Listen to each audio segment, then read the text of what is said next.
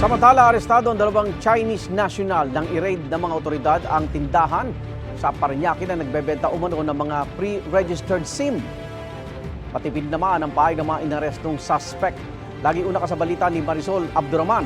Exclusive!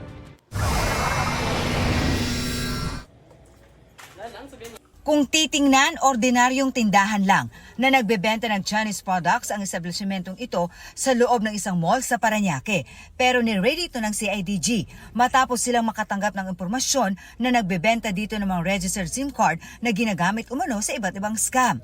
Pre-registered na gamit ang iba-ibang mga pangalan, which is really a violation of the SIM Card Registration Act. Nasa 600 pre-registered SIM card ang kanilang nakuha mula sa tindahan.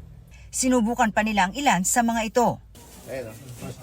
Ito na yung ginagamit ng mga scammers, yung mga taong ayaw ma-identify, na gusto naman may presence pa rin sila sa social media. There's no need for them to register and they can do whatever they want. Bukod sa mga telecom fraud, nagagamit din daw ang mga SIM card sa iba pang krimen. Kung gagamitin sa scamming kasi ito, ang nakarehistrong pangalan ay hindi yung gumagawa ng scamming. So, it will lead us to a dead end. Arestado ang dalawang Chinese national na nagbebenta umano ng mga ito. Is it true that you sell pre-registered SIM card? I don't know. Who buys the SIM card?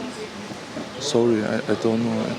Inaalam ng CIDG kung paano nakarating sa mga suspects ang mga nasabing SIM card. Nagbabala naman ang CIDG sa publiko na huwag magbenta ng mga pre-registered SIM card dahil maaari nga itong magamit sa mga krimen na may mabigat na parusa. Ito ang unang balita.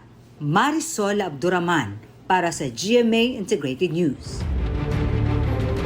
Igan, mauna ka sa mga balita, mag-subscribe na sa GMA Integrated News sa YouTube para sa iba't ibang ulat sa ating bansa.